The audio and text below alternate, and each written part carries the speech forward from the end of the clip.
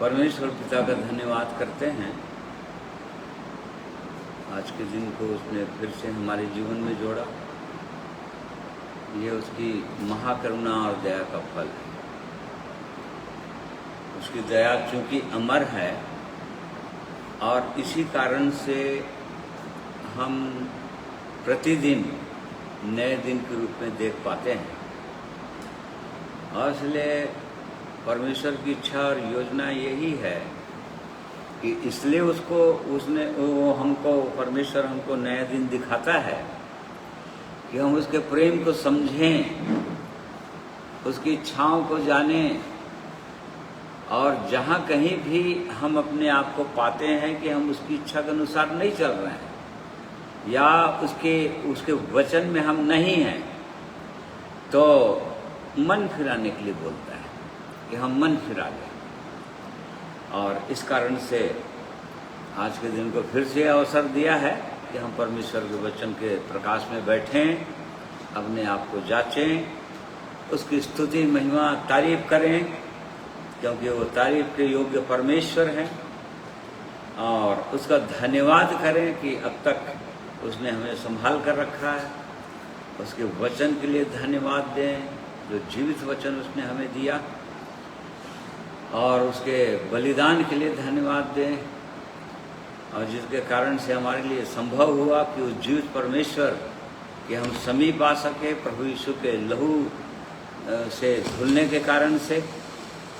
और पवित्र आत्मा के लिए धन्यवाद करते हैं, क्योंकि पवित्र आत्मा के कारण से ही हम उस जीवित परमेश्वर को समझ पाते हैं या हम उसकी आराधना आत्मा और सच्चाई से कर पाते हैं। और इस कारण से आज के दिन में जितने प्रिय भाई बहन जुड़ते हैं ऑनलाइन, आप सबों का मैं धन्यवाद करता हूं।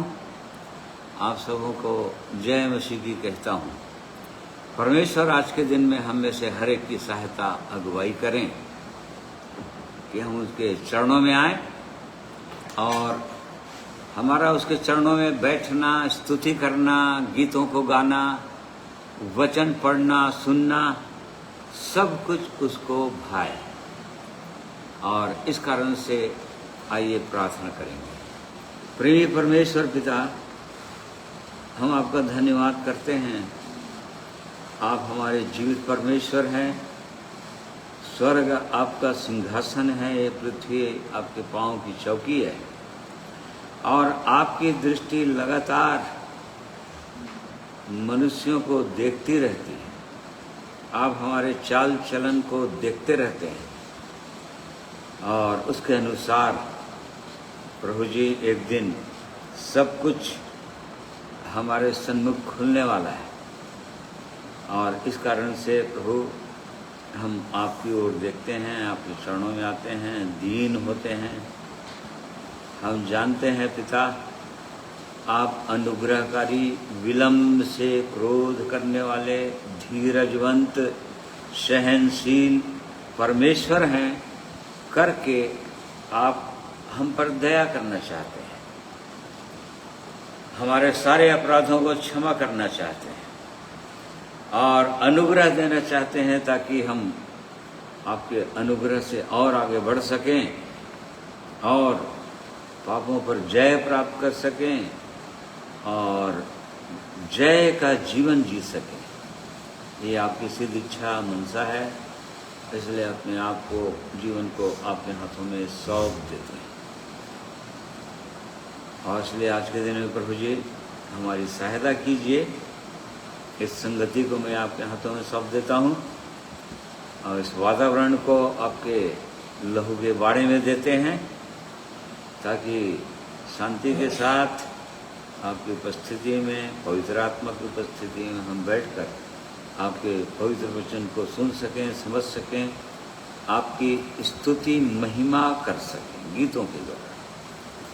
और इसलिए अपने आप को आपके हाथों में देते हैं। प्रार्थना को प्रभु यीशु के नाम में मांगते हैं, सुनिए ग्रहण आमीन।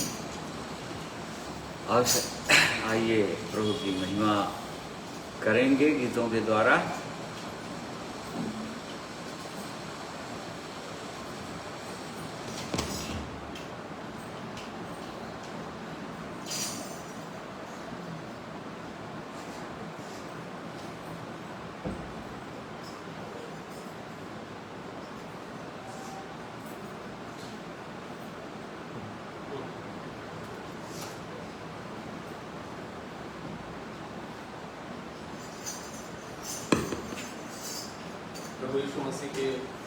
प्रभु यीशु मसीह के पवित्र सराय हुए नाम के द्वारा से आप सबको सलाम, जय मसीह की।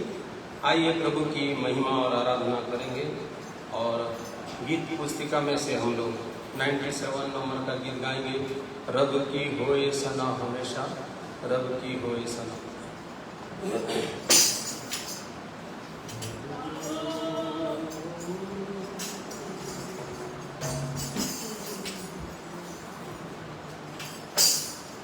रब की होवे सना हमेशा, रब की होवे सना, रब की होवे सना हमेशा, रब की होवे सना। रब के घर में होवे सिताए, रब के घर में होवे सिताए, उसकी हम दो सना, उसकी हम दो सना हमेशा, रब की होवे सना, रब की होवे सना हमेशा, रब की होवे सना।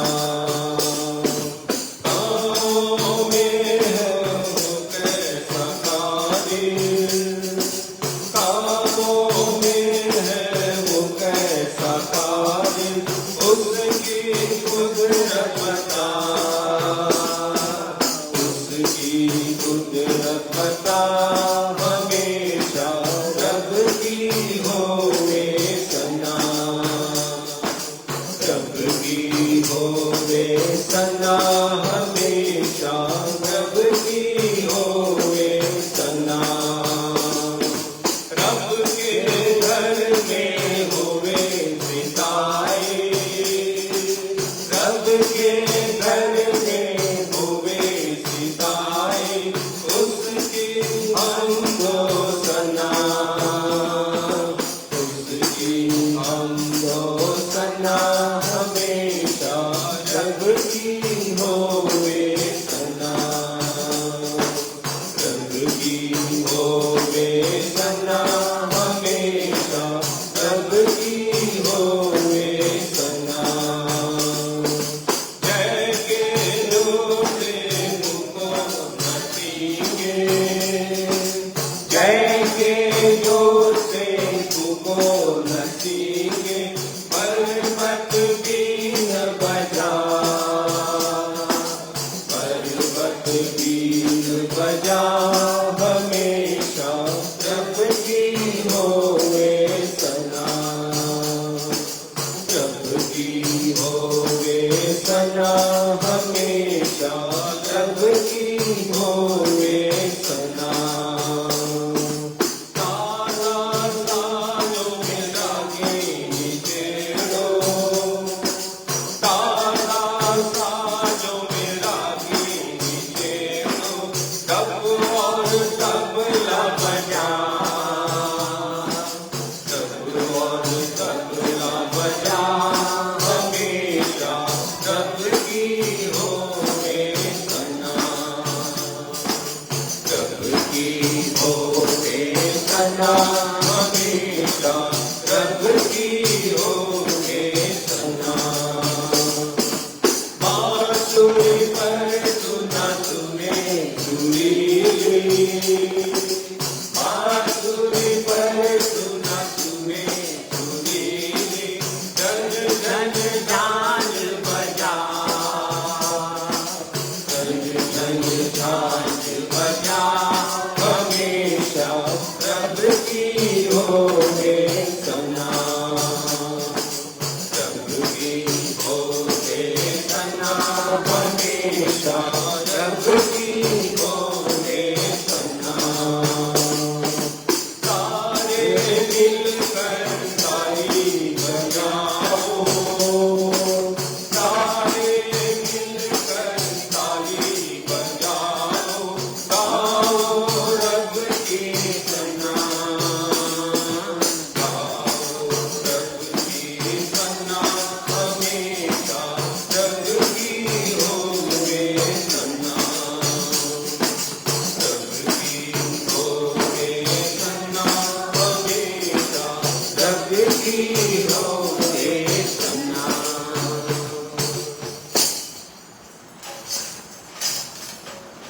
प्रभु की महिमा में और एक गीत गाएंगे। गीत नंबर 46, अनादिकाल से अनंत काल तक।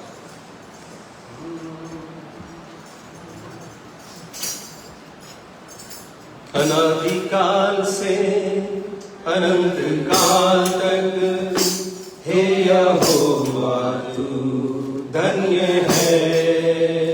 अनादिकाल से अनंत काल तक हे यहोवा तू धन्य है। धन्य है, धन्य है, हे यहोवा तू धन्य है। धन्य है, धन्य है, हे यहोवा तू धन्य है। अनादिकाल से अनंत काल तक हे यहोवा तू धन्य है। अनादिकाल से अनंत काल तक हे यहोवा तू धन्य है। महिमा पराक्रम शोभा सामर्थ और विभव। महिमा पराक्रम शोभा सामर्थ और विभव। महिमा तेरी, तेरा पराक्रम शोभा भी तेरी है। ओ महिमा तेरी, तेरा पराक्रम शोभा भी तेरी है। आकाश और पृथ्वी में जो कुछ है वो तेरा ही है। आकाश और पृथ्वी में जो कुछ है वो तेरा ही है। राज तेरा है, तू सबके ऊपर मुझ और महान तेरा है। ओ राज तेरा है, तू सबके ऊपर मुझ और महान तेरा है। अनादिकाल से अनंत काल तक हे यहोवा तू धन्य है। अनादिकाल से अनंत काल तक हे यहोवा तू धन्य है। स्वर्गीय धन और महिमा तेरे ही ओर से मिलती है। स्वर्गीय धन और महिमा तेरे ही ओर से मिलती है। और तू सबों के ऊपर प्रभुता करता है सामर्थ के साथ। और तू सबों के ऊपर प्रभुता करता है सामर्थ के साथ। सामर्थ और पराक्रम तेरे ही हाथों में है। सामर्थ और पराक्रम तेरे ही हाथों में है। सब लोगों को बढ़ाना और बल देना तेरे ही हाथों में है। ओ सब लोगों को बढ़ाना और बल देना तेरे ही हाथों में है। अनादिकाल से अनंत काल तक हे यहोवा तू धन्य है। अनादिकाल से अनंत काल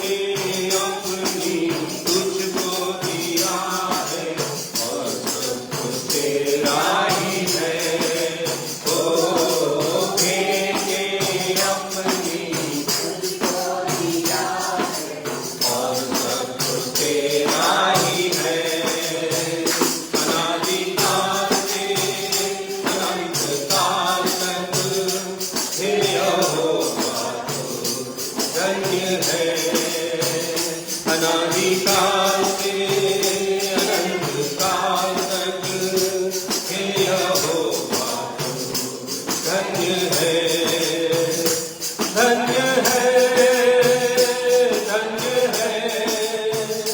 हे यहोवा तू धन्य है, धन्य है, धन्य है। हे यहोवा तू धन्य है, अनादिकाल से अनंत काल तक हे यहोवा तू धन्य है, अनादिकाल से अनंत काल तक हे यहोवा तू धन्य है, हे यहोवा तू धन्य है, हे यहोवा तू धन्य है। प्रभु की महिमा कीजिए।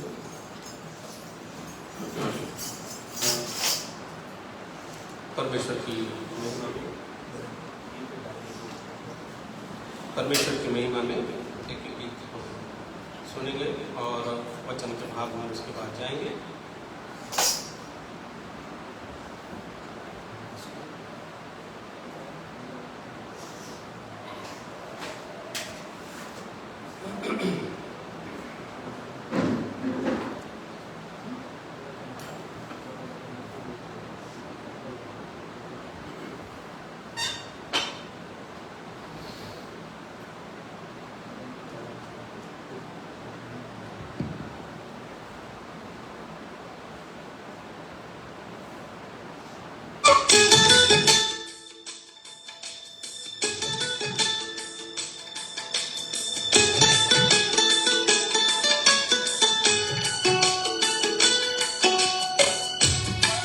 हेलो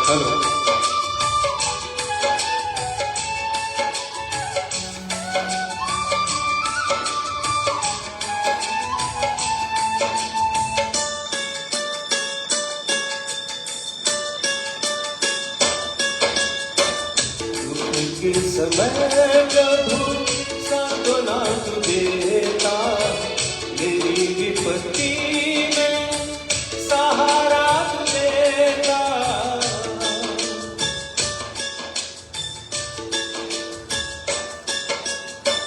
दुख के समय प्रभु सांत्वना तू देता, मेरी विपत्ति में सहारा तू देता। हे प्रिय तू ही कारण हमारा, हे प्रिय प्रभु तू ही पालनहारा। हे प्रिय तू ही तारनहारा, हे प्रिय प्रभु तू ही पालनहारा। दुख के समय प्रभु सांत्वना तू देता, मेरी विपत्ति में सहारा तू देता।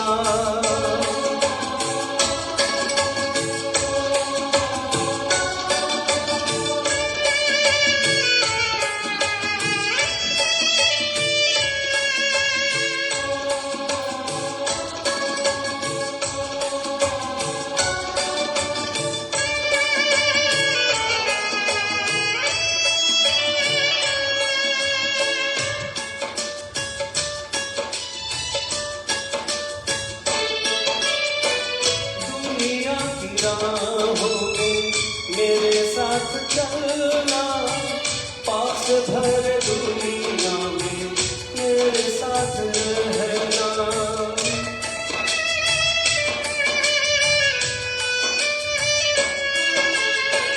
जीवन में कोई ना सहारा, तुझ बिन दुनिया में कोई ना भरोसा। हे प्रिय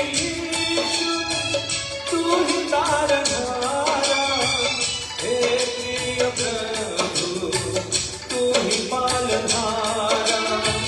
हे प्रिय तू ही तारनहारा,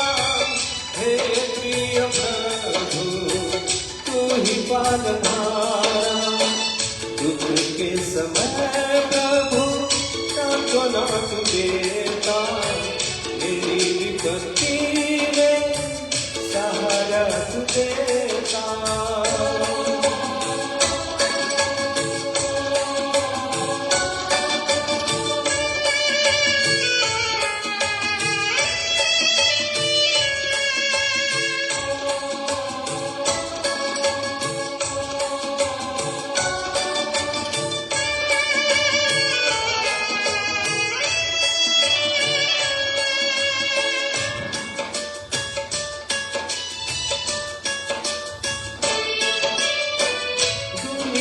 जब से हुआ मैं पराया, माता पिता बनकर दिया तो सहारा।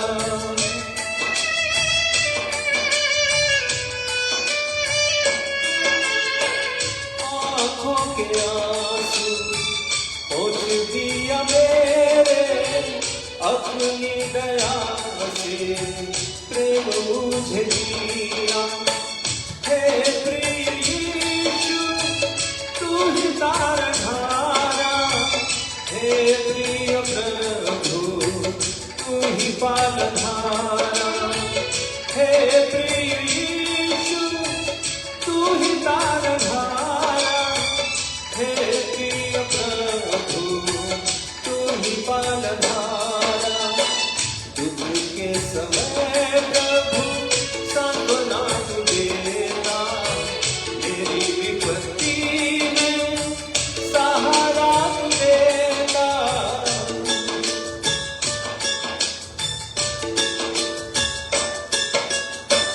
दुख के समय प्रभु सांत्वना देता, मेरी विपत्ति में सहारा देता। हे प्रिय यीशु तू ही तारनहारा, हे प्रिय प्रभु तू ही पालनहारा। हे प्रिय यीशु तू ही तारनहारा, हे प्रिय प्रभु तू ही पालनहारा। दुख के समय प्रभु सांत्वना देता, मेरी विपत्ति में सहारा देता।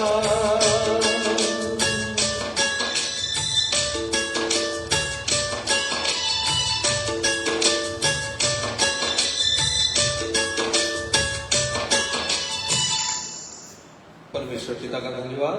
सचमुच जब हमारे जीवन में कोई किसी भी प्रकार से दुख और तकलीफ आ रहा है, या हमारे जीवन में कोई भी विपत्ति का एहसास हो रहा है, तो एक ही सहारा है हमारे जीवन में, क्योंकि उसने कहा है मैं तुझे कभी नहीं छोड़ूंगा। और जब हम उसकी ओर दृष्टि उठाते हैं तो हम कभी लज्जित नहीं होंगे। प्रभु हमारी सहायता करें, आज के वचन के द्वारा से हम सबसे बातचीत करें, ताकि हम अपने जीवन को और भी देखें, चेक करें। प्रभु की महिमा।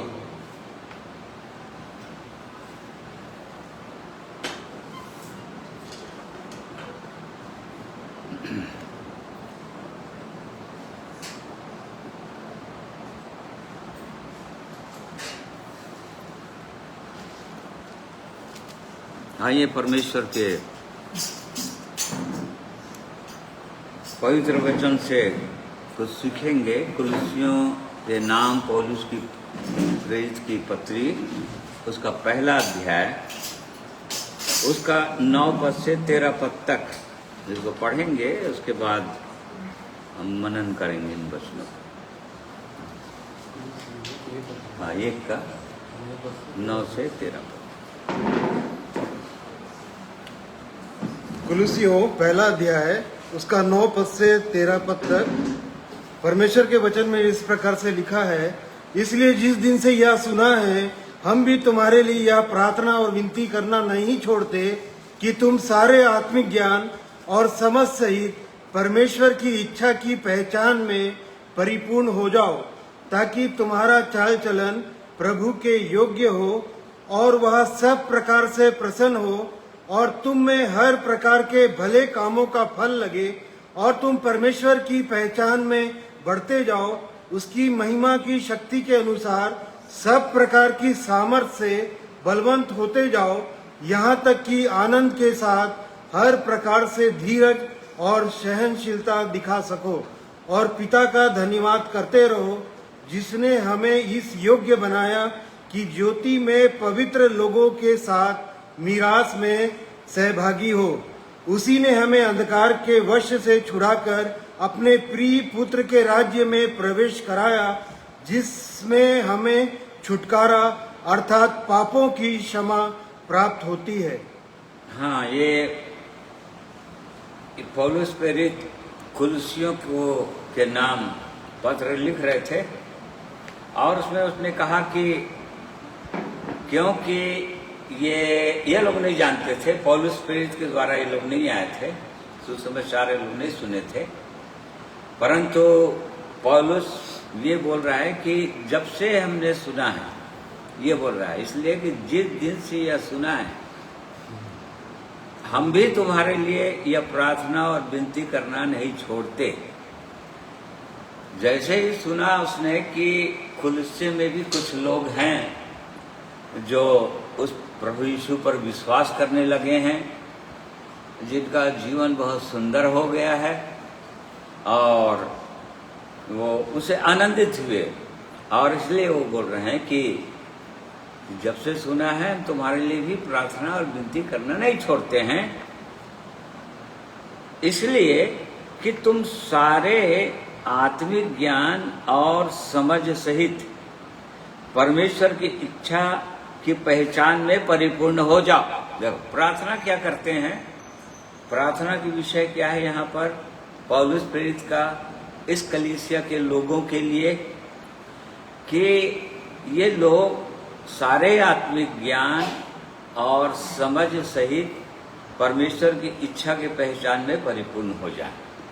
देखिए यही प्रार्थना, मतलब कलीसिया के लिए जब प्रार्थना कर रहे हैं तो ये प्रार्थना कर रहे हैं कि आत्मिक ज्ञान, सारे आत्मिक ज्ञान, संसारी ज्ञान नहीं, सारे आत्मिक ज्ञान में परिपूर्ण हो जाएं, सारी समझ में परिपूर्ण हो जाएं, और परमेश्वर की पहचान में, परमेश्वर की इच्छा की पहचान में लगातार बढ़ते जाएं। ऐसे मैं प्रार्थना करता हूँ बोल रहे हैं। और उसके साथ जितने सहकर्मी हैं पौलुस प्रेरित के साथ, वो भी उसके साथ वो वैसी प्रार्थना करने लगे। तो निश्चित रूप से ये प्रार्थना इस कलीसिया के लिए भी है, भिलाई की कलीसिया के लिए, कि भिलाई की कलीसिया के लोग भी परमेश्वर के आत्मिक ज्ञान में और समझ सहित इच्छा में, पहचान में लगातार बढ़ते जाएं, ताकि उसका उद्देश्य है ताकि तुम्हारा चाल चलन प्रभु के योग्य हो। देखो जब तक एक व्यक्ति उसके आत्मिक ज्ञान में, समझ में आगे नहीं बढ़ता है, परमेश्वर की इच्छा की पहचान में, मतलब परमेश्वर की क्या इच्छा है मेरे जीवन के लिए, या जैसा मैं जीवन जी रहा हूँ क्या परमेश्वर को भाता है, भा रहा है, या वो क्या वो मुझसे प्रसन्न है, और नहीं है तो फिर ये जीवन मेरा आत्मिक ज्ञान में मैं बढ़ नहीं रहा हूँ, या उसकी इच्छा के पहचान में मैं नहीं बढ़ रहा हूँ, या उसकी समझ, परमेश्वर की समझ मेरे अंदर नहीं आ रहा है। तो इसलिए पौलुस यहाँ पर प्रार्थना करता है, वो हर एक कलीसियाओं के लिए ऐसे ही प्रार्थना करता था, ताकि वाकई उस परमेश्वर को जानो। जैसे कि इफिसी 1 अध्याय निकालिए, इफिसियों की पत्री, इफिसियंस 1, हाँ यहाँ से पढ़िए, हाँ ठीक है पढ़िए 15 पद से।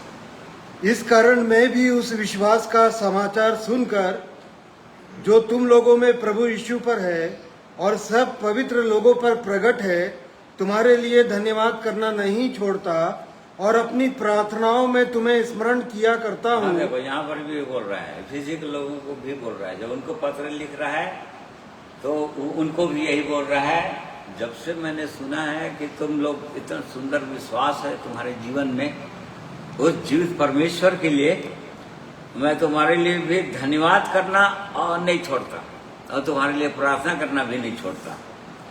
और आगे कि हमारे प्रभु यीशु मसीह का परमेश्वर जो महिमा का पिता है तुम्हें अपनी पहचान में ज्ञान और प्रकाश की आत्मा दे। देखो बार बार ये बोल रहे हैं ना, ताकि परमेश्वर अपनी पहचान में, मतलब उस परमेश्वर को हम पहचान लें, इसलिए वो हमको ज्ञान और प्रकाश की आत्मा देना चाहता है।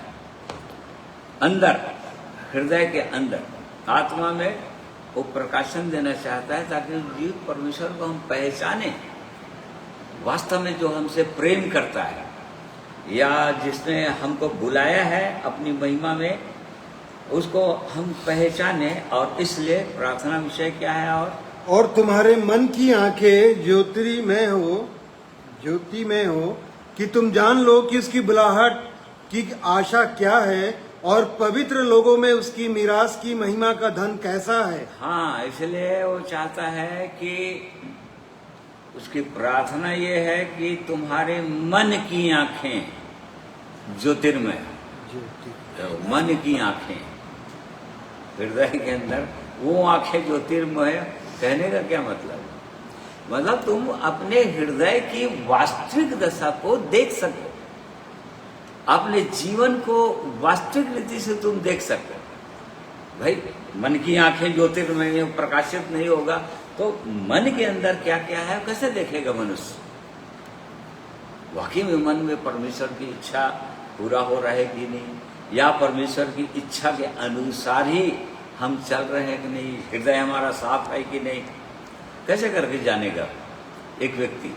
और इसलिए वो प्रार्थना का विषय ये है कि तुम्हारे मन की आंखें ज्योतिर्हो, कि तुम जान लो कि उसकी बुलाहट की आशा क्या है।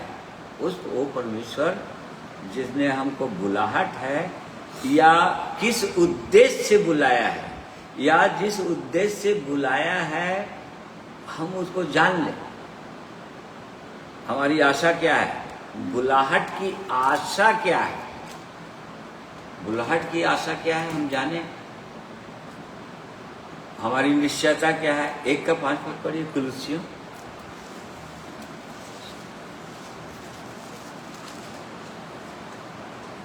उस आशा की हुई वस्तु के कारण जो तुम्हारे लिए स्वर्ग में रखी हुई है, जिसका वर्णन तुम उस सुसमाचार के सत्य वचन में सुन चुके हो। नहीं, इसको पढ़ो, कुलुस्सियों 1:5 फिर से पढ़ो। उस आशा की हुई वस्तु के कारण जो तुम्हारे लिए स्वर्ग में रखी हुई है। देखो, आशा की हुई वस्तु कहाँ रखा हुआ है? स्वर्ग में रखा हुआ है। इसी को हम विश्वास की परिभाषा में हम समझते हैं। विश्वास क्या चीज है? आशा की हुई वस्तुओं का निश्चय, जो कहाँ रखा हुआ है? स्वर्ग में रखा हुआ है। ठीक है, परंतु हमारे पास उसकी निश्चयता होनी चाहिए कि हम जब जाएंगे तो सब चीज रखा हुआ है, और उसकी कुछ चीजें हमारे अंदर अभी से ही वो डाल देता है। स्वर्ग की वस्तुएं एडवांस के रूप में या बयाने के रूप में, इफिसी 1:14 पद में लिखा हुआ है। वह उसके मोल लिए हुए छुटकारे के लिए हमारी मीरास का बयाना है। हाँ, कि उसकी महिमा की स्तुति हो। हाँ, तो वो बयाने के रूप में एक व्यक्ति को देता है स्वर्ग की चीजें या स्वर्ग का अनुभव। जैसे आनंद हुआ, स्वर्ग में कैसे आनंदित रहेंगे, हमेशा हमेशा के लिए आनंद ही आनंद रहेगा वहां पर। वो परम आनंद, परम शांति वहां पर रहेगी। उसका कुछ चीज, थोड़ा थोड़ा अनुभव अभी इसी पृथ्वी पर दे देता है कि उसका अनुभव करो और उस अनुभव में लगातार आगे बढ़ो। बिना अनुभव के कोई आगे बढ़ नहीं सकता। बिना अनुभव के कैसे लोग सारी दुनिया को छोड़ेगा? दुनिया की वस्तुओं को, अभिलाषाओं को, शरीर का अपनी इच्छाओं को कैसे करके छोड़ सकेगा? और इसीलिए परमेश्वर जो है इन चीजों को बयानिक रूप में या अर्नेस्ट मनी बोलते हैं ना, बयानक को या एडवांस के रूप में देता है एक व्यक्ति को। जो वस्तुएं स्वर्ग में रखी हुई, हमारी आशा जो है स्वर्ग में रखी, आशा की हुई वस्तुएं स्वर्ग में रखी हुई, परंतु वो चाहता है परमेश्वर कि इन बातों को हम जाने, और इसी कारण से वो विनती भी करता है हमारे लिए कि हम उसके आत्मिक ज्ञान में और आगे बढ़े, उसी आशा में और बढ़े, हमारी आशा बढ़ती जाए कि हाँ, और मतलब हमको एकदम 100% कन्फर्म होता चला जाए कि नहीं, वो परमेश्वर मेरे लिए वो क्या सुंदर मीरास रखा हुआ है, खजाना रखा हुआ है। इस बात को जानो, ये बोल रहा है। इसीलिए हम कुलुस्सियों को देख रहे हैं कि तुम सारे आत्मिक ज्ञान और समझ, सारे आत्मिक ज्ञान नहीं रहता इस संसार में। याकूब बताता है कि संसार में 3 प्रकार के ज्ञान है। आत्मिक ज्ञान से हटकर क्या क्या बताता है? 1 का 13 पद है। जब किसी की परीक्षा हो, जेम्स 1:13 ऑनवर्ड्स। जब किसी की परीक्षा हो तो यह ना कहे कि मेरी परीक्षा परमेश्वर की ओर से होती है, क्योंकि ना तो बुरी बातों से परमेश्वर की परीक्षा हो सकती है और ना वह किसी की परीक्षा आप करता है, परंतु प्रत्येक व्यक्ति अपनी ही अभिलाषा से खींचकर और फंसकर परीक्षा में पड़ता है। फिर अभिलाषा कौन सा पढ़ रहा है? वो नहीं, 3 का 13 है क्या? हाँ, 3 का 13 है। तुम में ज्ञानवान और समझदार कौन है, जो ऐसा हो वह अपने कामों को अच्छे चाल चलन से उस नम्रता सहित प्रकट करे जो ज्ञान से उत्पन्न होती है। पर यदि तुम अपने अपने मन में कड़वी डाह और विरोध रखते हो तो सत्य के विरोध में घमंड ना करना और ना तो झूठ बोलना। यह ज्ञान वह नहीं जो ऊपर से उतरता है, वरन संसारिक और शारीरिक और शैतानी है। अरे वो 3 प्रकार के ज्ञान इस संसार में है। पूरे संसार में जितने भी एजुकेशन पढ़ ले, प्रखांड पंडित हो जाएं, ज्ञाता हो जाएं, बहुत बड़ा विद्वान हो जाएं, ये 3 ही ज्ञान है इस संसार में। एक तो शारीरिक ज्ञान है, शरीर से संबंधित ज्ञान है, मेडिकल साइंस जिसको बोलते हैं, और संसार का ज्ञान है। पूरा संसार के बारे में संसार सारे अध्ययन कर चुके हैं वैज्ञानिक लोग, पूरा हर चीज को जान रहे हैं। यहाँ तक नक्षत्र वगैरह में सब अध्ययन कर रहे हैं लोग, जा रहे हैं, यहाँ तक ज्ञान बढ़ गया है। और तीसरा ज्ञान जो सबसे खतरनाक ज्ञान है वो शैतानी ज्ञान है। शैतानी ज्ञान में भी आगे बढ़ रहे हैं लोग, तंत्र मंत्र विद्या उसमें बढ़ रहे हैं, और उसमें और उसको समझ भी नहीं रहे हैं। और इसी कारण से पौलुस बार बार चिता रहा है कलीसिया को, व्यक्तिगत रीति से एक विश्वासी को, जैसे कि उसने तीमुथियुस को चिताया कि देखो भरमाने वाली आत्माओं, दुष्ट आत्माओं मन लगा की शिक्षाओं पर मन लगा, बहक नहीं जाना, भटक नहीं जाना। ये ज्ञान जो है ये ऊपर का ज्ञान, वो शैतानी ज्ञान है, एकदम ऊपर का ज्ञान नहीं है। शैतान तो मिडिल में रहता है ना, और दूसरा सब बोलते हैं उसको आकाश में रहता है, उसका हेडक्वार्टर आकाश में। और वहीं से पूरा शैतान जो है पूरे सिस्टम को, मनुष्य सिस्टम को, संसार के सिस्टम को कंट्रोल करके रखा हुआ है, और सारे मनुष्य को भी कंट्रोल करके रखा हुआ है। तो ये 3 ही प्रकार का ज्ञान है। परंतु यहाँ पर ये तो ज्ञान जो है मनुष्य प्राप्त कर ही लेता है संसार में, एजुकेशन के द्वारा, पढ़ने लिखने और संसार में अनुभवों के द्वारा वो तो ज्ञान अर्जित कर लेता है। लेकिन पौलुस बोलता है यहाँ पर कि आत्मिक ज्ञान में बढ़ते जाओ, और वो भी सारे आत्मिक ज्ञान में बढ़ते जाओ। ताकि चाल चलन, एक विश्वासी का चाल चलन परमेश्वर के योग्य हो जाए। तो इसको हमको जानना चाहिए, योग्य हो और सब प्रकार से प्रसन्न हो, वो परमेश्वर प्रसन्न हो। जब पर हमारा चाल चलन जब परमेश्वर को भावता है तभी तो वो प्रसन्न होता है ना। जब हमारा चाल चलन परमेश्वर की इच्छा के अनुसार होता है, चाल चलन मतलब बोली भाषा सोच विचार रहन सहन सब कुछ आता है चाल चलन के अंदर। तो जब हमारा चाल चलन अच्छा रहता है, वचन के अनुसार होगा, तो तभी परमेश्वर प्रसन्न होगा, और नहीं तो परमेश्वर प्रसन्न नहीं होगा। इस बात को हम जानते हैं। हमारी बोली भाषा यदि अशुद्ध हुआ तो परमेश्वर शोकित होता है। इफिसियों में हम पढ़ते हैं पवित्र आत्मा परमेश्वर जो है वो शोकित होता है। जरा भी झूठ बोल दिए तो शोकित हो जाता है, दुखी होता है। देखो मैंने किस लिए इनको बुलाया है, अपने ज्ञान में बढ़ाने के लिए, अपने पहचान में बढ़ाने के लिए, परंतु वे कैसे बढ़ रहे हैं? ओ ये परमेश्वर की सिद्ध इच्छा है परमेश्वर के लोगों के लिए कि आत्मिक ज्ञान में समझ सहित, ज्ञान और समझ सहित परमेश्वर की इच्छा की पहचान में। देखो ये शब्द हैं, ये हम ऐसे करके पढ़ते हैं, सब पढ़ लेते हैं, परंतु इनको मनन नहीं करते, रुकते नहीं। समझ सहित यहाँ पर लिखा है परमेश्वर की इच्छा की पहचान में, मतलब समझो कि परमेश्वर की क्या इच्छा है, या जो हम कर रहे हैं या करते हैं, या क्या परमेश्वर की इच्छा है, क्या हम समझ है हमको कि परमेश्वर क्या बोलना चाहता है।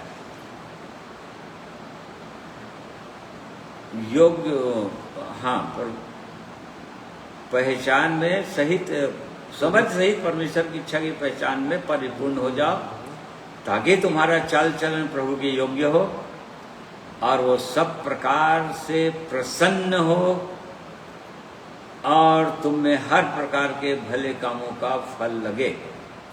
देखो सब प्रकार से प्रसन्न होना चाहिए परमेश्वर हमारे जीवन से। और हम जानते हैं, बहुत सारी वचनों को जानते हैं कि यदि हमारा विश्वास डगमगाया तो परमेश्वर प्रसन्न होता नहीं। ठीक है, विश्वास बिना उसको प्रसन्न करना अनहोना है। वो परमेश्वर प्रसन्न नहीं होने वाला यदि हम उसके वचनों पर, उसकी प्रतिज्ञाओं पर पूरा विश्वास न करें, तो वो परमेश्वर प्रसन्न होगा ही नहीं। आप पढ़ लीजिए। और विश्वास बिना उसे प्रसन्न करना अनहोना है, क्योंकि परमेश्वर के पास आने वालों को विश्वास करना चाहिए कि वह है और अपने खोजने वालों को प्रतिफल देता है। देखो ऐसा विश्वास करना ही है, बोल रहा है, उसके पास आने वालों को या उस पर विश्वास करने वालों को। वो परमेश्वर है, अस्तित्व में है वो परमेश्वर, कोई ऐसे काल्पनिक नहीं है कि हम कल्पना कर लें और उसके उपासना करते रहें। नहीं, वो है परमेश्वर, जीवित है वो परमेश्वर, और उस अपने मांगने वालों को अर्थात अपने चरणों में आने वालों को प्रतिफल देता ही है। इसी को विश्वास बोलते हैं, नहीं तो वो प्रसन्न होगा ही नहीं। और परमेश्वर की इच्छा के अनुसार यहाँ पर हम देख रहे हैं कि वो सब प्रकार से हम प्रसन्न होना चाहिए, उस परमेश्वर को हमारे जीवन से प्रसन्न होना चाहिए, और नहीं तो फिर वो सही नहीं रहेगा हमारे जीवन। परमेश्वर किन किन चीज़ों से प्रसन्न नहीं होता, इस बात को भी उसने बता दिया है वचन में। इस्राएलियों के विषय में लिखा है, वो बहुतों से प्रसन्न नहीं हुआ, बिल्कुल उनको भी अपने सामर्थ्य से निकाला, मिस्र देश से, बंधुआई से निकाला, मिस्र की गुलामी से, फिरौन राजा की गुलामी से, और बिल्कुल वो परमेश्वर अपनी योजना, अपनी इच्छा को प्रकट करता रहा, उनकी सहायता करता ही रहा लगातार, मन्ना खिलाकर और बादल और अग्नि की छाया देकर, जो पवित्र आत्मा का प्रतीक है पुराने नियम में, उसके द्वारा उनको गाइड करता ही रहा। उसके बाद भी पौलुस ने कहा, लेकिन वो बहुतों से प्रसन्न नहीं हुआ। वो परमेश्वर उन बहुतों से प्रसन्न क्यों नहीं हुआ? क्यों नहीं हो? पढ़िए नहीं, पहला कुरिन्थियों 10 अध्याय, 1 कुरिन्थी 10:6। ये बात हमारे लिए दृष्टांत ठहरी कि जैसे उन्होंने लालच किया, वैसे हम बुरी वस्तुओं का लालच ना करें, और ना तुम मूर्ति पूजक बनो, जैसे कि उनमें से कितने बन गए थे। जैसा लिखा है, लोग खाने पीने बैठे और खेलने कूदने उठे, और ना हम व्यभिचार करें, जैसा उनमें से कितनों ने किया, और एक दिन में 23,000 मर गए। और ना हम प्रभु को परखें, जैसा उनमें से कितनों ने किया और सांपों के द्वारा नष्ट किए गए। और ना तुम कुड़कुड़ाओ, जिस रीति से उनमें से कितने कुड़कुड़ाए और नष्ट करने वालों के द्वारा नष्ट किए गए। परंतु ये सब बातें जो उन पर पड़ी दृष्टांत की रीति पर थी, और वे हमारी चेतावनी के लिए जो जगत के अंतिम समय में रहते हैं लिखी गई है। हम ही लोग हैं जगत के अंतिम समय, और ये हमारी चेतावनी की लिखा है। ये लोग सब कुछ परमेश्वर करने के बाद ये सब करते रहे। वो उन्होंने लालच किया, उन्होंने उड़ाया, बड़बड़ाया, ठीक है, खेलने कूदने उठे। कहने का मतलब संसार के अभिलाषाओं में मस्त हो गए। ये संसार की चीजें उनको पसंद आने लगी। अब आनंद का विषय, संसार की रीति के अनुसार आनंद का विषय उनको पसंद आने लगा। वो परमेश्वर को परखते रहे वो लोग। तो मन्ना खिला सकता है, क्या मांस भी खिला सकेगा? वो ऐसा कर सकता है, परमेश्वर ये भी क्या कर सकेगा? और ऐसा करके बहुत लोग मरुस्थल में, जंगल की यात्रा में नष्ट हो गए। यहाँ पर हमारी चेतावनी के लिए बोला, दृष्टांत की रीति पर, ताकि हम ऐसा ना करें। और इनसे परमेश्वर प्रसन्न नहीं हुआ, ताकि हम भी ये सब चीजों को द्वारा चेतावनी पाएं। हम भी देखें अपने जीवन को कि जो बुलाहट दिया परमेश्वर, पौलुस का ये बोझ है। उन्होंने कहा, मैं तो जच्चा किसी पीड़ा सहता हूं कलीसिया के लिए। गलती 4:19 पर मैं अभी भी जच्चा किसी पीड़ा सहता हूं कि तुमने क्या रूप बने? मसीह का रूप बने। देखो, इसका मतलब इतना दर्द के साथ, बोझ के साथ वो प्रार्थना करता होगा, परिश्रम करता होगा, अपने आप को दीन करता होगा, और दुखों को इसीलिए सहता रहा पौलुस पे, ताकि कलीसिया के लोगों के अंदर मसीह का रूप बन जाए, अर्थात मसीह का स्वभाव आ जाए। तो अभी भी जच्चा किसी पीड़ा चाहता हूं। देखो, हर कलीसियाओं को कैसे पत्र लिख रहा है वो, और यही चाहता हूं बोल रहा है, और चिताता हूं बोल रहा है, ताकि प्रसन्न हो। हमारे जीवन से परमेश्वर प्रसन्न होना चाहिए। फिर प्रसन्न हो, और बहुत सारी बातें हैं वचन के अंदर। किन बातों से प्रसन्न होता है, किन बातों से दुखी होता है, वो परमेश्वर हम अपने व्यक्तिगत जीवन से इन वचनों के प्रकाश में हम जांच सकते हैं। क्या वैसी तो जीवन नहीं है प्रभु हमारा भी? गुड़गुड़ाने बड़बड़ाने वाला जीवन, लालच का जीवन, झूठ का जीवन, ओ परमेश्वर प्रसन्न नहीं होगा। परंतु बोझ ये है पवित्र आत्मा का, पौलुस का, कि परमेश्वर हमारे जीवन से प्रसन्न हो, हर प्रकार के भले कामों का फल लगे, हर प्रकार के भले काम ही तो देखना चाह रहा है प्रभु। यही इसी को तो प्रकाश बोल रहा है प्रभु यीशु ने, इसी को तो प्रकाश कहा। पहाड़ी उपदेश भले कामों को ही प्रकाश बोल रहा है। 5 अध्याय उसका 16 पद में क्या कहा? तुम्हारा उजाला ऐसे चमके कि तुम्हारे भले कामों को देखकर लोग पिता की महिमा करें। मतलब जो भले भले काम एक विश्वासी के जीवन में होता है, मतलब परमेश्वर की इच्छा के अनुसार काम, उसके वचन के अनुसार काम जो होता है, तो उसी को प्रकाश बोल रहा है। तुम्हारा प्रकाश चमके, मतलब लोग तुम्हारे भले भले कामों को, अच्छे कामों को, तुम्हारा आपस में प्रेम को, ये सब चीजों को देख सके, देखें तुम लोग, और तब पिता की महिमा होगी। तो ये भले भले काम है और परमेश्वर की इच्छा यही है। वो इफिसी 2 अध्याय उसका 8वां पद पढ़िए, 8 पद से।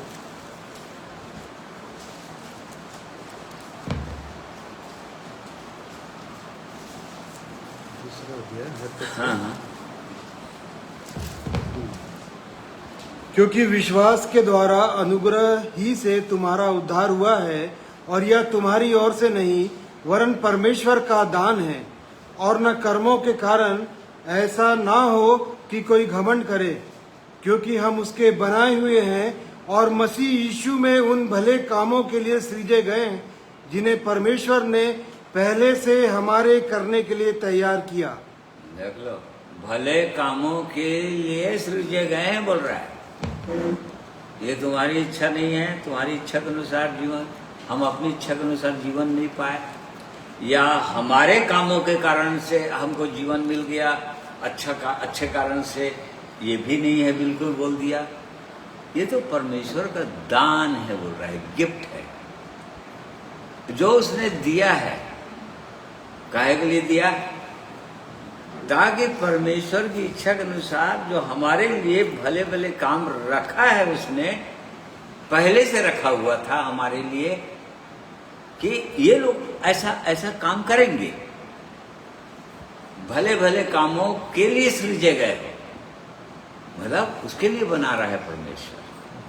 सृजे गए हो मतलब बनाता जा रहा है, भले भले कामों के लिए वो बनाता जा रहा है एक विश्वासी को, ताकि भले भले कामों को कर सकें।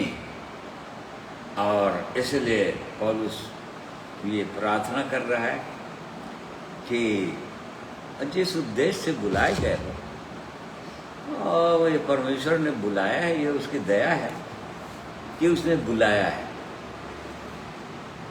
ताकि उसकी योजना के अनुसार कुछ कुछ कामों को हमारे लिए रख दिया है, हर विश्वासी के लिए, कि तुमको ये काम करना है।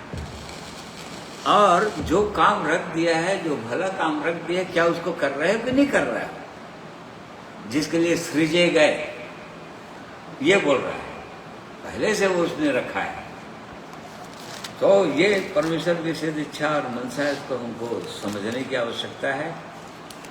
भले कामों का फल लगे और तुम परमेश्वर की पहचान में बढ़ते जाओ, परमेश्वर की पहचान में बढ़ते जाओ। मतलब परमेश्वर की पहचान में, मतलब वो परमेश्वर कैसा है, मेरे जीवन से कैसा प्रसन्न है, या क्या उसके अनुसार मैं कर रहा हूं कि नहीं कर रहा हूं, इस चीज को जानते चले जाओ। ये उसकी सिद्ध इच्छा और मनसा है। और 11 पद पढ़िए। उसकी महिमा की शक्ति के अनुसार सब प्रकार की सामर्थ्य से बलवंत होते जाओ, यहाँ तक कि आनंद के साथ हर प्रकार से धीरज और सहनशीलता दिखा सको। हाँ, देखो, उसकी महिमा की शक्ति के अनुसार, अपनी शक्ति से कोई कुछ नहीं कर सकता, अपनी सामर्थ्य से कोई कुछ नहीं कर सकता, इसलिए आप अपना परिश्रम करने की कोई जरूरत नहीं है बोल रहा है। उसकी महिमा की शक्ति के अनुसार, मतलब ये देखना है, जानना है क्या प्रभु आपकी सामर्थ्य मेरे जीवन में है कि नहीं, आप मुझको सामर्थ्य दे रहे हैं कि नहीं, पवित्र आत्मा रूपी सामर्थ्य, पवित्र आत्मा के द्वारा सामर्थ्य दे रहे हैं कि नहीं। तभी एक व्यक्ति बलवंत होगा। शक्ति के अनुसार सब प्रकार की सामर्थ्य से बलवंत होते जाओ, यहां तक कि आनंद के साथ हर प्रकार से धीरज और सहनशीलता। जब तक ये सामर्थ्य नहीं रहेगा तो सहनशीलता और धीरज कैसे दिखाएगा? दिखाई नहीं सकता। परमेश्वर की सामर्थ्य क्या है? वो तो स्वयं मसीह है ना। परमेश्वर की सामर्थ्य मसीह है। मतलब सहनशीलता दिखा सको, कहने का मतलब प्रभु यीशु को मार रहे थे लोग, थप्पड़ मार रहे थे, उसको गालियां दे रहे थे, लेकिन वो सह पा रहा था। वो धीरज रखा हुआ था, सह पा रहा था। उसने कुछ नहीं कहा, किसी को कुछ नहीं कहा, मरण क्षमा कर दिया उसने। तो ये बिना, जब तक एक विश्वासी के अंदर ये सामर्थ्य ना आ जाए, परमेश्वर की सामर्थ्य, तब तक वो कुछ कर ही नहीं सकता। वो सह नहीं सकता कोई किसी चीज को, सह ही नहीं सकेगा वो। उसकी सामर्थ्य की आवश्यकता है। धीरज भी नहीं रख सकता वो, जब तक परमेश्वर की सामर्थ्य किसी विश्वासी के जीवन में ना हो। वो धीरज भी नहीं रख सकेगा, सहनशील भी नहीं हो सकेगा। परंतु परमेश्वर की इच्छा यही जरूर है, और इसी कारण से उससे सामर्थ्य पाओ, उस परमेश्वर से सामर्थ्य पाओ, और तभी बलवंत होते जाओगे। यहाँ तक कि हर प्रकार के धीरज और सहनशीलता, और किसके साथ? और पिता का नहीं, उसी को पढ़ो ना। उसकी महिमा की शक्ति के अनुसार सब प्रकार की सामर्थ्य से बलवंत होते जाओ, यहाँ तक कि आनंद के साथ हर प्रकार से धीरज और सहनशीलता दिखा सको। आनंद के साथ। देखो, वो धीरज कई बार हम अपने प्रयास से या अपनी शक्ति से, या परमेश्वर भी ऐसा कह रहा है नहीं मेरे को नहीं करना है, भले वो बहुत दुखी होकर एक मनुष्य कर भी लेता है, कर भी लेगा, परंतु आनंद के साथ यहाँ पर लिखा है, आनंद के साथ सहनशीलता दिखा सको, आनंद के साथ धीरज दिखा सको। ये कठिन है। आनंद के साथ दिखाना ये कठिन, बहुत कठिन। आनंद के साथ सहनशील हो जाना, मतलब कोई, कहने का मतलब यदि कोई कुछ उल्टी सीधी बातें भी कर रहा है, सता रहा है, तो उसमें हमको आनंद आ जाए। ये तो इस संसार की दृष्टि में तो असंभव है। इसी को बोल रहा है आत्मिक ज्ञान, परमेश्वर का ज्ञान, आत्मिक ज्ञान, जो स्वयं मसीह है, तभी दिखा सकेगा मनुष्य, नहीं तो नहीं दिखा सकता। और नहीं तो इसीलिए वो पहला पत्रस 4 अध्याय, हाँ, उसका 11वां पढ़िए।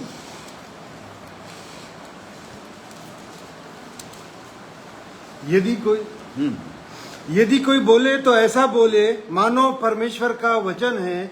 यदि कोई सेवा करे तो उस शक्ति से करे जो परमेश्वर देता है, हाँ, जिससे सब बातों में यीशु मसीह के द्वारा परमेश्वर की महिमा प्रकट हो। परमेश्वर की महिमा होगी, ठीक है नहीं? बोले तो ऐसा बोले मानो परमेश्वर के वचन हो। सेवा करे तो उस शक्ति से करे जो परमेश्वर देता है, मतलब परमेश्वर की सामर्थ्य में सेवा करे, और तब मसीह यीशु द्वारा परमेश्वर की महिमा होगी। ये उसकी इच्छा है। यहाँ पर हम देख रहे हैं कि सब प्रकार के सामर्थ्य से बलवंत होते जाओ, मतलब कंटिन्यूएशन में है ये। हम नहीं हुए हैं प्रभु, परंतु होते जाओ बोल रहा है। नहीं प्रभु, अभी तो मेरे पास वो सामर्थ्य नहीं आया है, तो और आगे बढ़ो और हो, और परमेश्वर के वचन में जाओ, और चरणों में आप रहोगे, और दीन हो, और अपने हृदय को जांचो, देखो कहाँ पर क्या गड़बड़ है, ताकि उसके सामर्थ्य आए और तब फिर बलवंत हो जाओ। ये क्योंकि ये उसकी इच्छा है परमेश्वर की, सब प्रकार के सामर्थ्य से बलवंत होते जाओ, यहाँ तक कि आनंद के साथ हर प्रकार से धीरज और सहनशीलता दिखा सको, और पिता का धन्यवाद करते रहो। मतलब इन बातों के लिए भी पिता का धन्यवाद करते रहो। मतलब सताव आ रहा है तो पिता का धन्यवाद करो, कोई किसी प्रकार से संकट क्लेश आ गया तो उस पिता का धन्यवाद करो, सब बातों के लिए धन्यवाद करो। ये और पिता का धन्यवाद करते रहो जिसने हमें इस योग्य बनाया कि ज्योति में पवित्र लोगों के साथ मीरास में सहभागी हो जाएं। अर्थात हमारी आशा की व्यवस्थी जो चीजें रखी हुई है स्वर्ग में, वो हमको मिल जाना चाहिए, वो हम पा जाएं, उसको मीरास बोल रहा है। उत्तराधिकार, जो स्वर्ग में चीजें हैं वो हमको मिल जाए, तब मिलेगा बोल रहा है। तब कह सकेंगे कि और पिता का धन्यवाद करते रहो जिसने हमें इस योग्य बना दिया कि हाँ वो उसको ज्योति में, उसके मिरास में सहभागी। मतलब ये क्रम है ना, ये कैसे एक व्यक्ति वहां के योग्य बनते जाना है, कैसे बनते जाएगा वो, उस परमेश्वर के योग कैसे बनेगा वो, ऐसे नहीं बन जाएगा वो स्वर्ग के लायक। तो ये परमेश्वर की सिद्ध इच्छा और मनसा है, और वो चाहता है कि हमको वहां तक पहुंचाना चाहता है। तो इसी कारण से जो यहाँ जो शुरू किया है उसने 10 पद से, कि उसकी योजना जो है परमेश्वर की, या पौलुस का बोझ जो है जो वहां तक पहुंच गया था, उसका बोझ भी यही था कि हर विश्वासी के लोग, हर कलीसिया के लोग यहीं तक पहुंच जाए वो लोग भी। और इसीलिए तो उसने कहा ना कि परमेश्वर ने मुझ पर क्यों दया किया, क्यों दया किया था। पौलुस जो बोल रहा था, पहला तीमुथियुस 1 अध्याय उसका 15 पद पढ़ो। यह बात सच और हर प्रकार से मानने की योग्य है कि मसीह यीशु पापियों का उद्धार करने के लिए जगत में आया, जिनमें सबसे बड़ा मैं हूँ। पर मुझ पर इसलिए दया हुई कि मुझ सबसे बड़े पापी में यीशु मसीह अपनी पूरी सहनशीलता दिखाए, कि जो लोग उस पर अनंत जीवन के लिए विश्वास करेंगे उनके लिए मैं एक आदर्श बनूं। हाँ देखो, पूरी उसको वो भी आदर्श बन गए ना पौलुस, और इसीलिए तो मेरे पीछे चलो बोल सकता है वो, इसीलिए तो बोल सका वो कलीसियाओं को। ठीक है, तुम यीशु मसीह को नहीं देख रहे हो, नहीं देखे हो, मेरे को तो देख रहे हो ना, मेरे पीछे चलो। क्योंकि वो खुद बोल रहा है कि मुझ बड़े पापी पर यीशु मसीह, हाँ यीशु मसीह अपनी पूरी सहनशीलता दिखाए, इसलिए दया किया बोल रहा है मुझ बड़े पापी पर, कि वो अपनी पूरी सहनशीलता मुझ पर दिखाए, ताकि जो लोग उस पर अनंत जीवन के लिए विश्वास करेंगे उनके लिए मैं एक आदर्श बनूं। हाँ, उनके लिए मैं एक आदर्श बनूं। और इसी कारण से ना ये पौलुस की पत्रियों को पढ़ना चाहिए, बहुत ध्यान देकर पढ़ना चाहिए। और इधर उधर के मैसेजेस बहुत आ रहे हैं ना, उनसे ज्यादा इनको पढ़ना चाहिए, इन पर ध्यान देना चाहिए, क्योंकि मैं उनके लिए तब आदर्श बनूंगा बोल रहा है। और इस कारण से वो सहनशील वो था, और इसी कारण से जब उसने गवाही दिया कुरिन्थियों की कलीसिया को, 2 कुरिन्थियों 11 में, तो क्या बोला उसने, वो तो 5 बार 39 कोड़े मुझको मारे गए बोला। देखो कितना सहनशील बन गया वो, कितना धीरजवंत बन गया वो। 5 बार, हाँ पढ़ो बोले। 5 बार मैंने यहूदियों के हाथ से 39 कोड़े खाए। प्रभु यीशु तो केवल 1 बार 39 कोड़े मत खाए, पर तो यहाँ पौलुस बोल रहा है तो मैं तो 5 बार यहूदियों के हाथ से 39 कोड़े अलग समयों में वो मारे होंगे, उसको पकड़ करके महासभा में लाए होंगे और मारे होंगे। 5 बार 39 कोड़े। और 3 बार मैंने बेतें खाई, 1 बार मुझ पर पथराव किया गया, 3 बार जहाज जिन पर मैं चढ़ा था टूट गए, 1 रात दिन मैंने समुद्र में काटा। मैं बार यात्राओं में, नदियों के जोखिमों में, डाकुओं के जोखिमों में, अपने जाति वालों से जोखिमों में, अन्य जातियों से जोखिमों में, नगरों के जोखिमों में, जंगल के जोखिमों में, समुद्र के जोखिमों में, झूठे भाइयों के बीच जोखिमों में रहा। देख लो कैसा बोल रहा है, ये उसकी गवाही है। इसलिए उसने कहा कि मुझ बड़े पापी में परमेश्वर ने इसलिए अनुग्रह किया, दया किया कि ओ परमेश्वर मुझ में अपनी पूरी सहनशीलता दिखाए। यीशु मसीह अपनी पूरी सहनशीलता दिखाए। देखो यीशु मसीह वो खुद सहनशील था, उसको भी कोड़े मारे गए, गालियां दी गई, थप्पड़ मारे गए, उसके मुंह पर थूका गया, उसको ठट्ठों में उड़ाते रहे।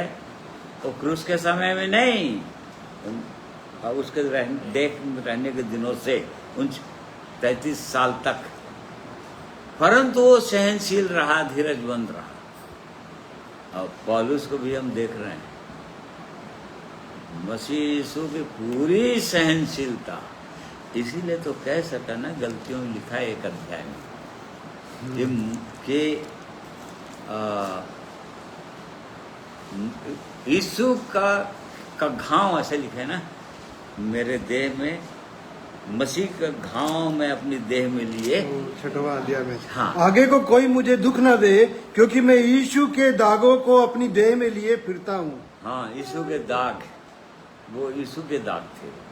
जहाँ जहाँ कोड़ों के निशान पड़ गया होगा ना, वो यीशु का दाग था। देखो, यीशु के दागों को मैं अपने देह में लिए फिरता हूँ, ऐसा बोल रहा है। जो मार पड़ी रही होगी, उसको दागी दाग हो गया होगा 39 कोड़ों की मार से, पथरवाह की मार से, कहीं बार ऐसा फट गया होगा पथरवाह से, वहाँ पर ठीक हो गया होगा, परंतु वहाँ पर दाग रह गया होगा। दाग रह जाता है ना कहीं कहीं पर। तो यहाँ पर बोल रहा है कि यीशु के दागों को मैं अपने देह में लिए फिरता हूँ, और इसी कारण से वो बोल रहा है, बड़े दर्द के साथ बोल रहा है कलीसियाओं को, जीवित लोगों को, कि बिल्कुल ऐसा बढ़ना है। मुझसे सीखो, उसने कहा। एक तो प्रभु यीशु ने कहा मुझसे सीखो, दूसरा पौलुस ने कहा जो बातें तुमने मुझसे सुनी है, उसका मुझसे सीखी है, उसका अनुकरण करो। तो इन बातों को सुनना चाहिए, समझना चाहिए, और इनके अनुसार मनन करना चाहिए अपने जीवन को, और तभी आत्मिक जीवन में आगे बढ़ पाएंगे, और नहीं तो नहीं बढ़ पाएंगे। तो इसलिए परमेश्वर इन वचनों के द्वारा हमें से हर एक की सहायता करे। और आगे पढ़ लो, कुलुस्सियों 1 अध्याय, हाँ 12 पद। और पिता का धन्यवाद करते रहो, जिसने हमें इस योग्य बनाया कि ज्योति में पवित्र लोगों के साथ मीरास में सहभागी हो। हाँ, तब एक दिन जब प्रभु यीशु आने का है, आ जाएगा, ऐसा लगेगा कि मैं पूरी रीति से तैयार हूँ प्रभु, तब कह सकोगे, बोल रहा है। और पिता का धन्यवाद करते रहो, जिसने हमें इस योग्य बना दिया कि ज्योति में पवित्र लोगों के साथ अब हमेशा हमेशा के लिए हम रहेंगे। वो परमेश्वर के लोगों के साथ अनंत अनंत काल तक बिताएंगे, और तब धन्यवाद दे सकोगे, बोल रहा है।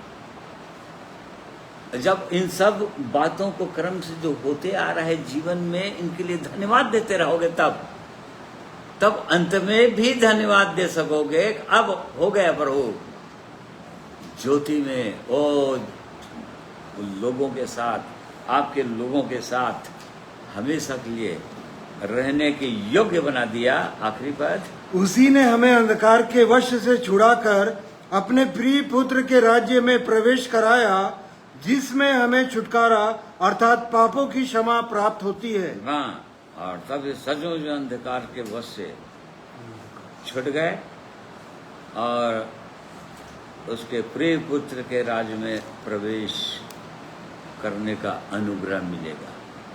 मतलब अभी कराया है, लेकिन वो फाइनली तो वहां पर होगा। स्वर्ग का राज्य के विषय में बार बार परमेश्वर ने दृष्टांत दिया ना, स्वर्ग का राज्य उसके समान है, स्वर्ग का राज्य उसके समान है, 10 कुंवारियों के समान है, उस मछुआरे के समान है जिसने झील में जाल डाला, परंतु ऐसे ऐसी निकम्मी सब प्रकार की मछलियां आ गई, और परंतु निकम्मी मछलियों को उसने फेंक दिया और अच्छे ये स्वर्ग राज्य उन्हें प्रवेश कराया। लेकिन यदि इस क्रम में आगे नहीं बढ़ रहे हैं तो सचमुच में निकम्मी मछलियां ठहर जाएंगे और जो फेंक दिए जाएंगे। अंत में फिर वो मिरास में भागीदार नहीं होंगे पवित्र लोगों के साथ। और इसलिए परमेश्वर इन वचनों के द्वारा हम में से भी हर एक से ये सहायता अगुवाई करें कि जो सुंदर जीवन जो उसने दिया है, हमको जो बुलाहट दिया है परमेश्वर, अपनी महिमा के लिए बुलाहट दिया है, वो यहाँ तक पहुँचाने के लिए बुलाहट दिया है, ताकि हम भी ज्योति में उसके लोगों के साथ मिरास में सहभागी हो सके और लोगों के साथ जो चल रहे हैं इस जीवन में, सुंदर जीवन में जो चलते हैं, पवित्र जीवन में जो चलते हैं, प्रेम के जीवन में जो चलते हैं, उनके साथ हम भी भागी हो सके। ये परमेश्वर की सीधी इच्छा और मनसा है भाई। और यदि ऐसा नहीं हुआ तो फिर खतरा ही होने वाला है आगे चलकर। परमेश्वर जो है निष्पक्ष परमेश्वर है या पक्षपात रहित परमेश्वर है। इस बात को हमको जानना ही चाहिए, समझना ही चाहिए और परमेश्वर के वचन को बहुत गंभीरता के साथ लेना ही चाहिए। और इसलिए परमेश्वर हमें से हर एक की सहायता करें ताकि इन वचनों को हम और मनन कर सकें अपने व्यक्तिगत जीवन में और अपने आप को देख सकें, जांच सकें और अपने आप को समर्पित कर सकें उस परमेश्वर को, ताकि हाँ प्रभु और मुझको आगे बढ़ना है, आपके सामर्थ्य की मुझको आवश्यकता है और मुझको चलना है प्रभु, वहां तक पहुंचना है मुझको, उस पद तक मुझको पहुंचना है, ताकि आप लोगों के साथ मैं भी उस मिरास में भागीदार हो सकूं। और इसलिए परमेश्वर इन वचनों के द्वारा हमें से हर एक की सहायता करें, आशीषित करें। आइए एक गीत प्रभु की महिमा में और सुनेंगे।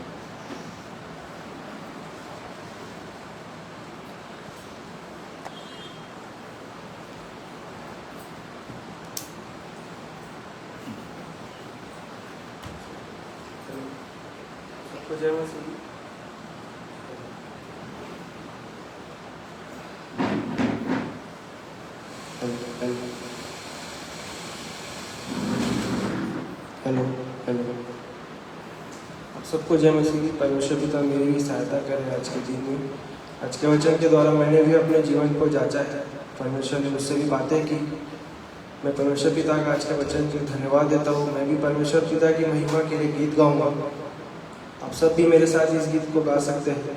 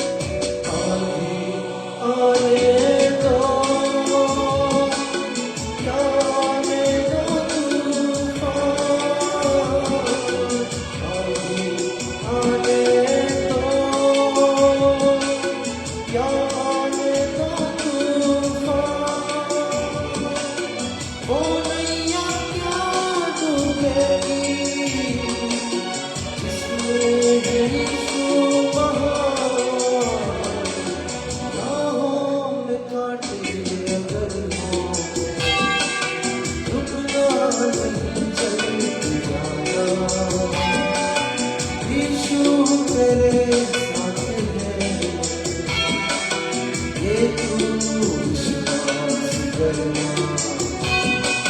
संसार के अंत तक वो तेरे साथ है।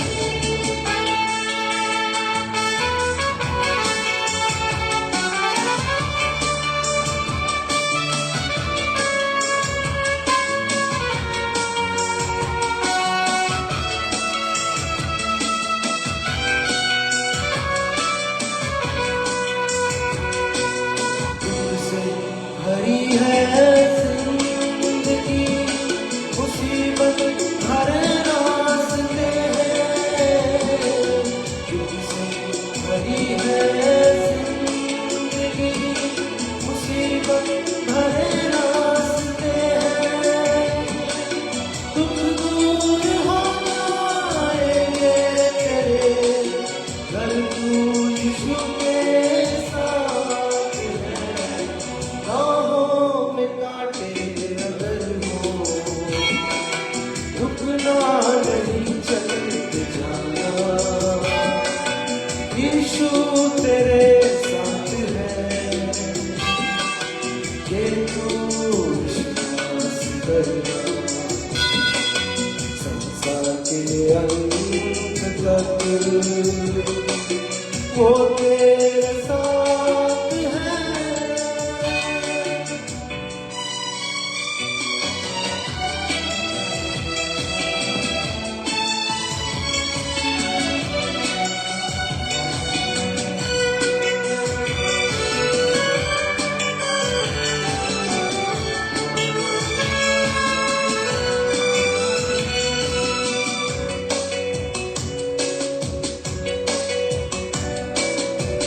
मौत का डर सताए तुझे, सलीब पर तू गौर कर। मौत का डर सताए तुझे, सलीब पर तू गौर कर। यीशु ने मौत को जीत दिया है, उस पर तू विश्वास कर। राहों में कांटे अगर हो, रुकना नहीं, चलते जाना, यीशु तेरे साथ है। ये तू विश्वास करना, संसार के अंत तक वो तेरे साथ है। राहों में कांटे अगर हो, रुकना नहीं, चलते जाना, यीशु तेरे साथ है। ये तू विश्वास करना, संसार के अंत तक वो तेरे साथ है। परमेश्वर पिता इस गीत के द्वारा हम सबको आशीष दे, आप सबको जय मसीह।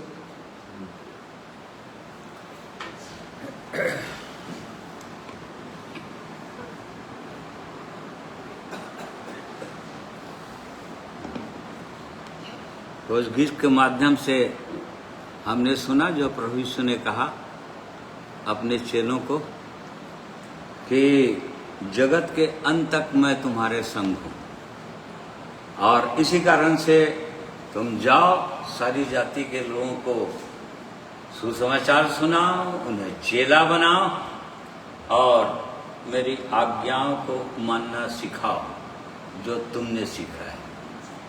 तो इसलिए परमेश्वर का ये धन्यवाद का विषय है हमारे लिए, जो लोग परमेश्वर के पीछे चलते हैं उनके लिए, कि उसने प्रतिज्ञा कर दिया है कि वो हमारे संग संग चलेगा, इस जगत के अंत तक चलेगा, मतलब हमारे संग रहेगा जब तक हम चलेंगे, इस दुनिया में रहेंगे।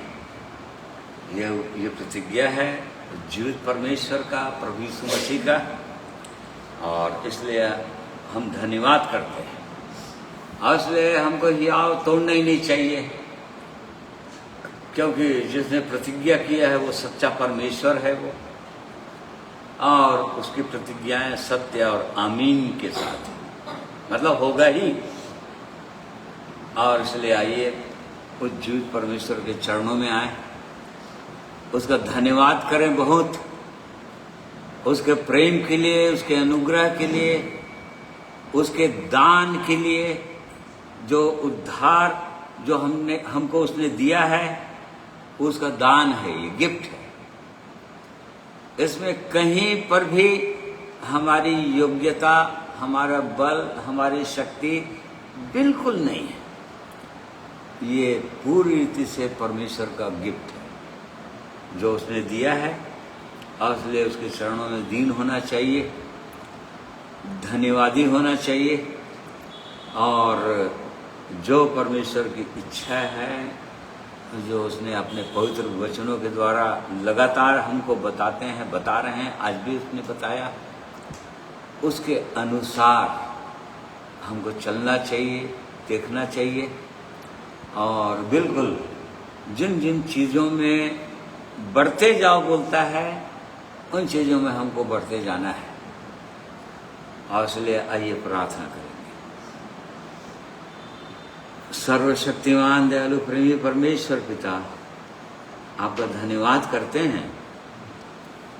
आप हमसे प्रेम करते हैं, और आप चाहते हैं प्रभु कि हम हमेशा हमेशा के लिए आपके संग रहें, अनंत बिताएं आपके संग, ये आपकी इच्छा है।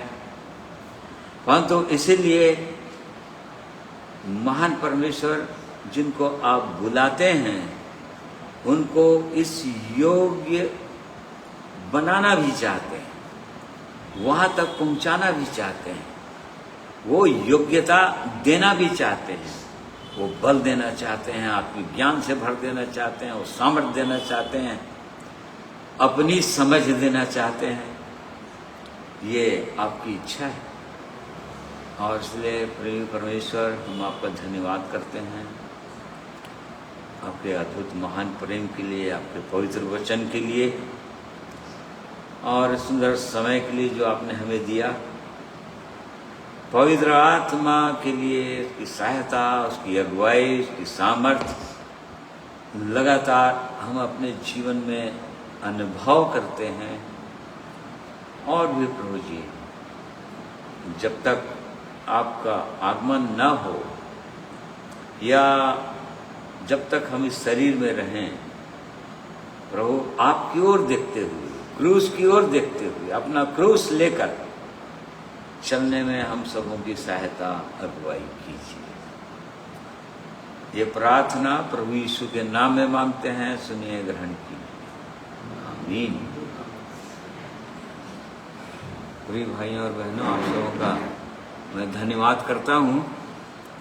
आप जो मेरे संग ऑनलाइन जुड़े, परमेश्वर के वचन को आपने सुनने के लिए समय दिया, और बड़े ध्यान से सुने हैं, और इसलिए परमेश्वर आप सबों को आशीषित करें और अपने योग्य बनाएं। और इसलिए आप सबों को मैं धन्यवाद करता हूँ, सबों को जय मसीह की कहता हूँ।